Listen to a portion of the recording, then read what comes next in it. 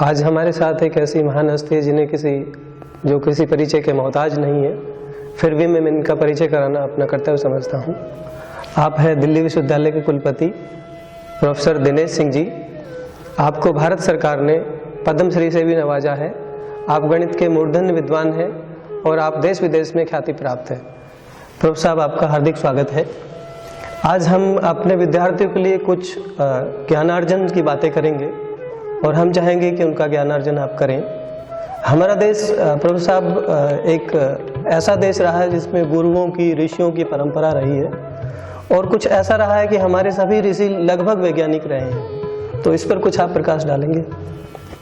पहले तो मैं ये घोषित कर दूं कि मैं कोई इतिहासकार तो हूं नहीं, तो इतिहास के संदर्भ में मेरी जानकारी बड़ी सीमित है। जी सर। तो ऐसा ना कोई समझे कि मैं इतिहास के दृष्टिकोण से कुछ बता रहा हूं। ये आप बिल्कुल ठीक कह रहे हैं कि भारत की परंपरा ऐसी रही कि यह ऋषि मुनियों की भूमि मानी गई है, परंतु ऋषि की परिभाषा में थोड़ा विस्तृत रूप से बताना चाहूंगा कि अपने जीवन का ध्येय जो मानता रहा भारत में और उसमें तन मन धन से लीन हो गया तो उसको ऋषि घोषित कर दिया जाता था जी।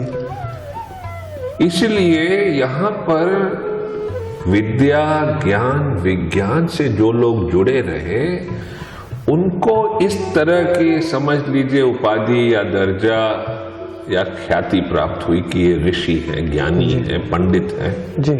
इस तरह से। और जो विशेष रूप से देखिए, मैं जैसे आप अगर चरक का नाम ले लें या सुश्रुत का ले लें, जी जी, मैं ये नहीं कह सकता कि वे ऋषि थे कि नहीं थे, इस सीमित दृष्टिकोण से कि आप संन्यास लिए रहें, क्योंकि चरक, सुश्रुत वगैरह जीवन अपना निभाते थे समाज के बीच में।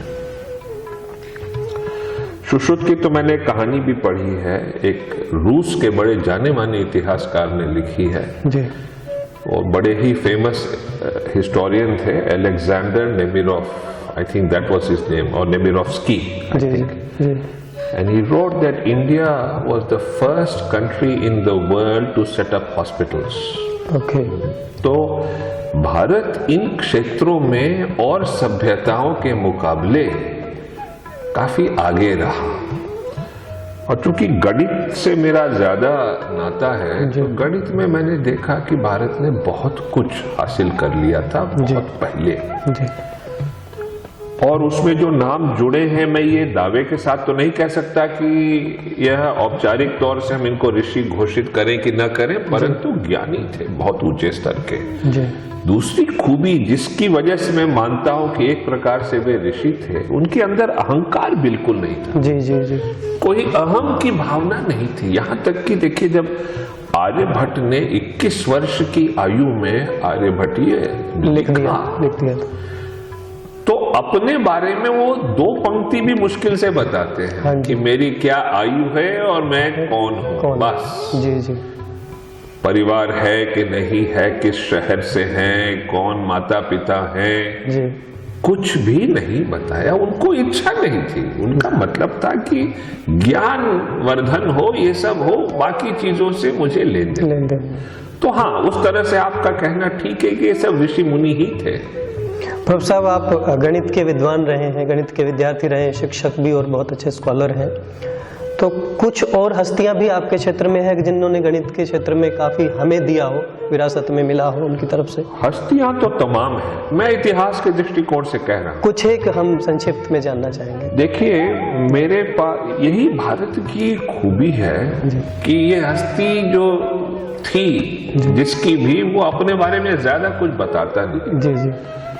जब वेदों की रचना भारत में हो रही थी जी, उस दौरान भारत में वेदों के जो भी अंदर रिचुअल्स प्रिस्क्राइब्ड थे, जी जी जी, उनके साथ साथ एक जुड़ी हुई गणित उत्पन्न हुई व्यवहारिक आवश्यकताओं की वजह से। जी जी जी।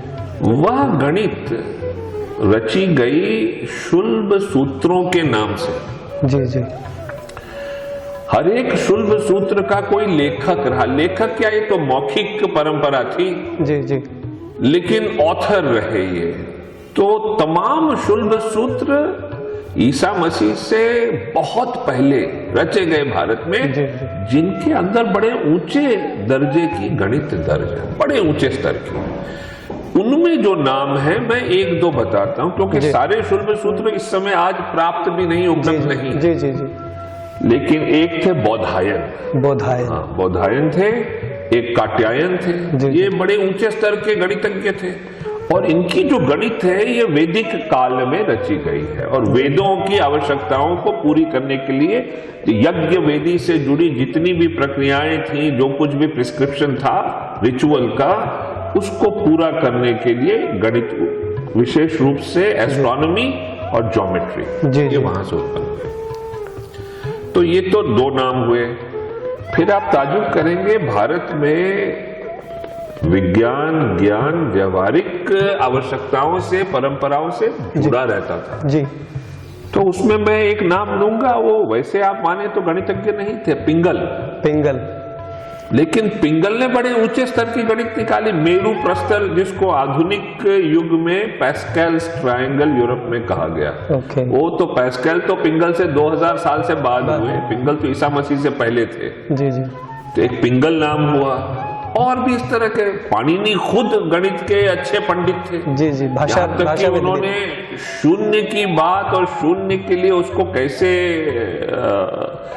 उसका चिन्ह जो है शून्य का जो बिंदु है, वो पाणिनि ने कहा जाता है कि पहले दिया था। अच्छा। तो इस तरह के बहुत नाम रहे ईसा मसीह से पहले, लेकिन बड़े अज्ञात भी रहे नाम। अब मेरे पास इस समय मैं एक पुस्तक पढ़ रहा हूं, इस पुस्तक का मैंने और जगह भी जिक्र किया है। यह पुस्तक 200 साल पहले लिखी गई, अच्छा, बाय अ ब्रिटिश हिस्टोरियन।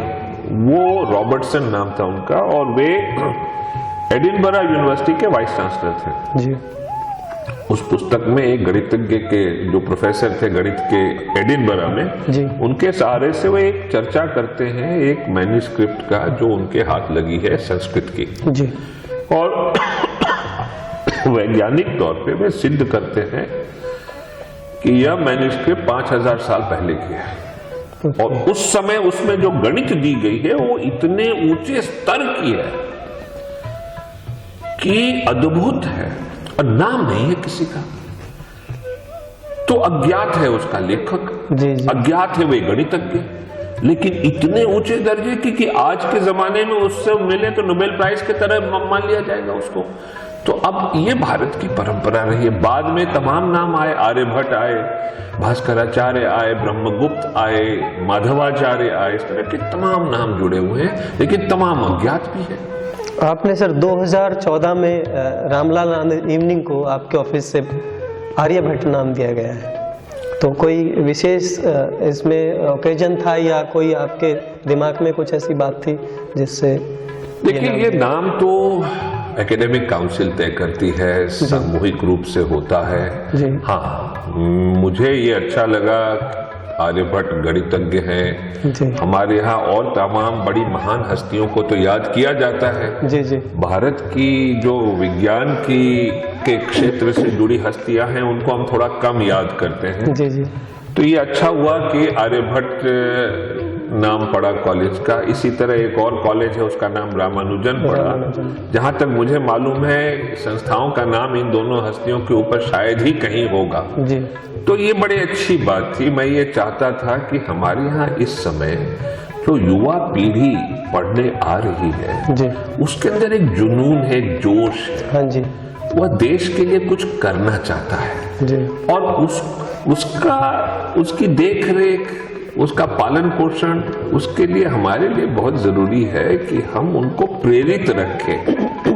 और तब ऐसी हस्तियों का नाम रहेगा कॉलेज में तो उनको भी कुछ प्रेरणा मिलेगी, गर्व करेंगे कि साहब हम ऐसी हस्ती के नाम के कॉलेज में पढ़ते हैं जी जी। तो यही सोच समझ के रखे गए हैं ये नाम। सर, मैं गणित का विद्यार्थी नहीं हूँ, लेकिन मैंने कहीं पे ये पढ़ा है कि इनके नाम पे कुछ संदेह है कि भाई आर्य इनका नाम है और भट्ट गोत्र है, तो इस विषय पे कुछ प्रकाश डालेंगे? मैंने जैसा शुरू में ही स्पष्ट कर दिया था, मैं देखिए इतिहास से जुड़ा नहीं हूँ, विशेषज्ञ मैं गणितज्ञ हूँ।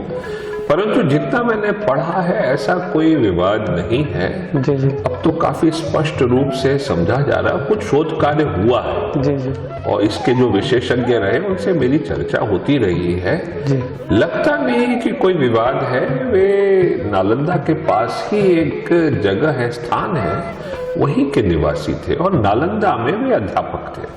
और यह स्वाभाविक भी लगता है कि पास में ही आ गए, इतनी कम आयु में इतना कुछ हासिल कर लिया था, तो नालंदा में उनको जो है प्रोफेसर घोषित कर दिया गया।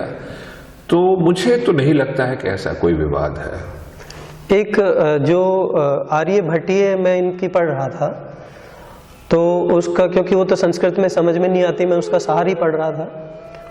तो जैसा आपने अभी बताया कि वो कहीं भी ये मेंशन नहीं करते कि भाई मैं कहाँ से हूँ, मैं कौन हूँ। बस एक जगह ये लिखा है कि कुसुमपुरा को ज्ञान मिला, आर्यभट्ट से मिला।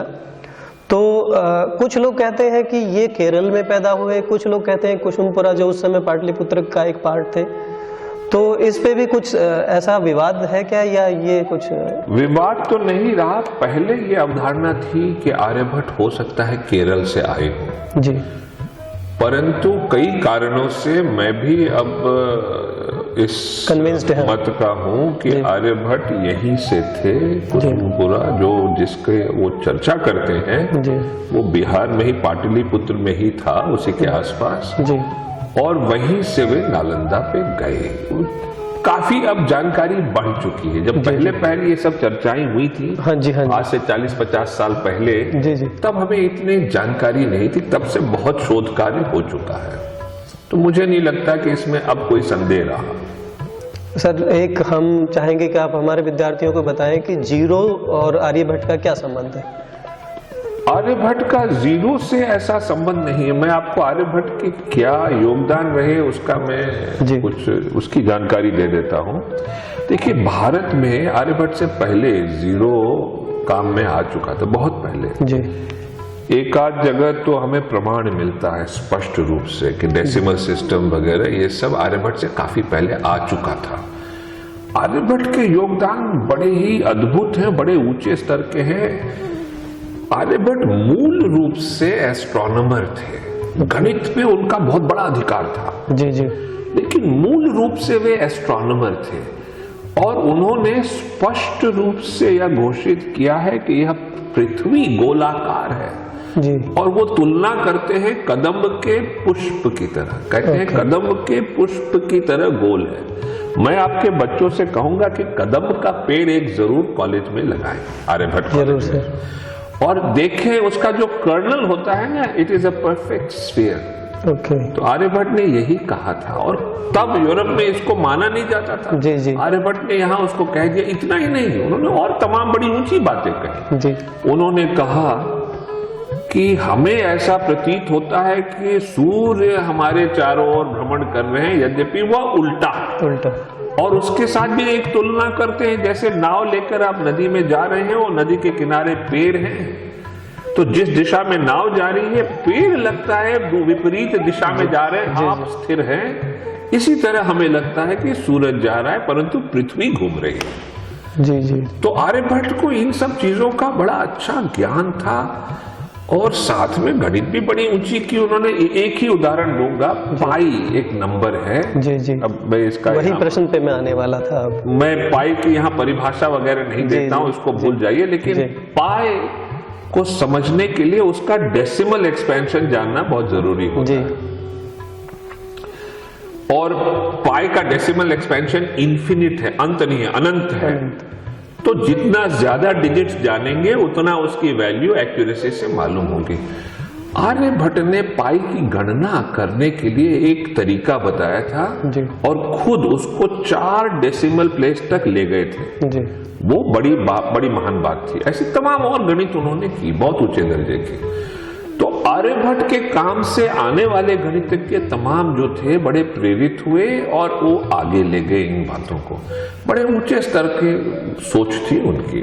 आज के जमाने में आर्यभट्ट के काम को अगर देखा जाए तो किसी भी बड़े विज्ञान के क्षेत्र से उसकी तुलना की जा सकती है। विज्ञान के क्षेत्र में जिसने भी ख्याति हासिल की उसके काम से आर्यभट्ट के काम की तुलना की जा सकती है। सर मैं कहीं पर पढ़ रहा था कि पाई का जो आप जिक्र कर रहे हैं कि जर्मनी वाले दावा कर रहे थे जर्मन्स की भाई हमने जो है 17वीं शताब्दी में हमारे यहाँ लाइब्निज ने पाई का एक फार्मूला दिया, जबकि मैंने ये भी कहीं पढ़ा था कि हमारे माधवाचार्य ने केरल में काफी पहले 200 साल पहले लगभग 15वीं शताब्दी में इसको बता दिया था। बिल्कुल बिल्कुल ठीक कहा आपने। जैसा मैंने कहा बताया तो तमाम लोगों ने, आर्यभट्ट ने भी बताया, जबकि मैं कहना नहीं चाहता पाश्चात्य सभ्यता में बहुत ज्यादा किसी प्रकार की उन्नति नहीं हुई थी, रहन सहन भी कुछ खास नहीं था, हम तो तब कहां से कहां निकल चुके थे।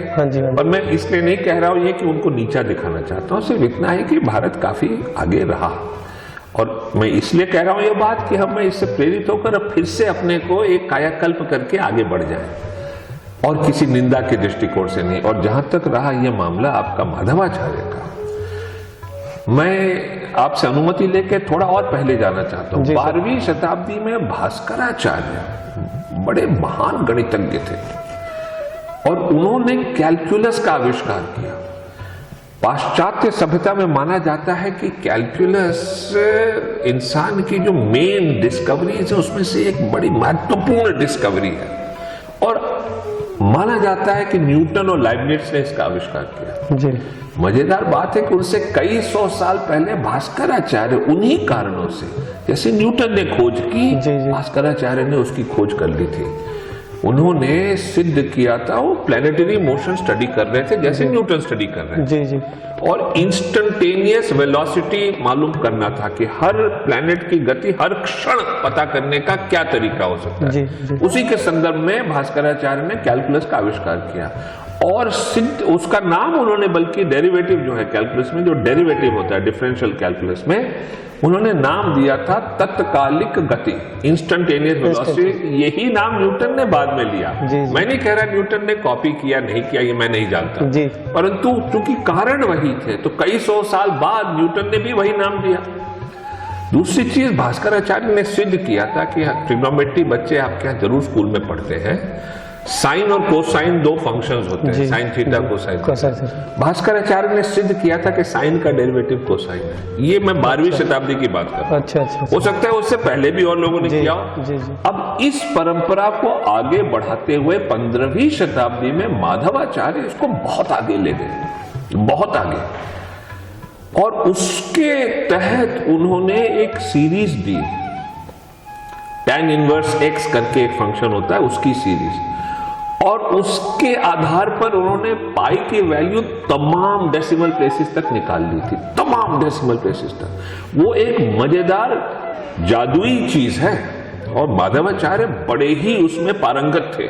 और माधवाचार्य, भास्कराचार्य, न्यूटन, लाइबनिट्ज से कम नहीं थे, मैं तो कई मामलों में उनसे ऊपर मानता हूं। जी। तो इतने बड़े गणितज्ञ थे ये लोग। वो बताते हैं कि कुछ नाव से उन्होंने ऐसे चला के और पाई के फार्मूले पे काम किया, कुछ इस तरह से। नाव नहीं, ये उन्होंने कैलकुलस को इतना आगे बढ़ाया। जी। और कैलकुलस भी उन्होंने इसीलिए उसका अध्ययन कर रहे थे कि वे भी प्लैनेटरी मोशन वगैरह समझ रहे थे। जी। उस दौरान उन्होंने कैलकुलस की थ्योरी को इतना आगे बढ़ाया कि न्यूटन, लाइबनिट्ज ने बाद में आकर जो कुछ किया वो काफी हद तक रीडिस्कवरी था। और हो भी सकता है कि देखिए ये केरल में थे माधवाचार्य, केरल से और वेस्टर्न नेशन से बहुत ज्यादा ट्रेड चलता था, तो हो सकता है ये आइडियाज ट्रेड के माध्यम से वहां गई भी हो। मैं नहीं जानता क्योंकि मैं इतिहासकार नहीं हूं, परंतु यह देखने लायक बात है, इसको समझना चाहिए। सर, भारत सरकार ने आपको लिटरेचर के लिए भी पद्मश्री से नवाजा है, तो मैं अपने विद्यार्थियों के लिए ये चाहता हूं कि आप साहित्य और गणित में कोई संबंध पाते हैं?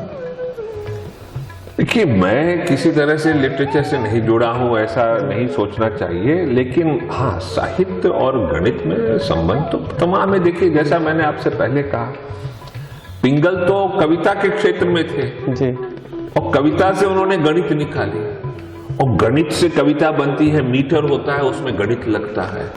तो साहित्य है, गणित है, तमाम और विषय हैं, ये हमेशा एक दूसरे से लेन देन रखते हैं। जी जी। और मैं एक चीज और आपको बता दूं, मजेदार बात है,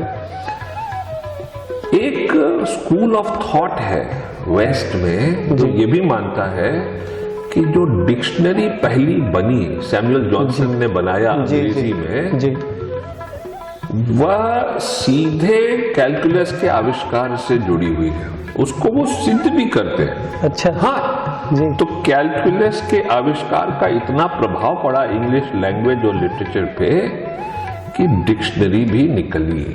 उसके कारण है, लंबा है, आज यहाँ नहीं समझाऊंगा, परंतु तो ये देखिए, ये तो बड़ा भारी नाता है लैंग्वेज, लिटरेचर और साइंस का। उसके अलावा देखिए, हमारे यहाँ जितने गणितज्ञ हुए पुराने जमाने में, प्राचीन काल में, वो जो लिखते थे गणित वगैरह तो संस्कृत पोएट्री में लिखते थे, तो वैसे भी देख लीजिए आप, तमाम साहित्य आ ही जाता था कहीं। एक गणितज्ञ होने के नाते, विश्वविद्यालय के कुलपति होने के नाते, आप आर्यभट्ट कॉलेज के विद्यार्थियों तथा समस्त विश्वविद्यालय के विद्यार्थियों को क्या संदेश देना चाहेंगे सर? मेरा एक ही संदेश है, यहाँ वे शिक्षा के लिए आते हैं, अच्छी तरह से प्रशिक्षित हो जाएं, और उसका अर्थ इतना ही है कि अपने अंदर झांक कर अपनी अंतरात्मा की आवाज, अंतर्ध्वनि को पकड़ लें, समझ लें, और फिर संसार में उसके अनुकूल कदम रखें, तो वे प्रशिक्षित होने लगेंगे और उसी से भारत का भला होगा। यही वो कर ले, बाकी सारी चीजें उनको अपने आप उपलब्ध हो जाएंगी।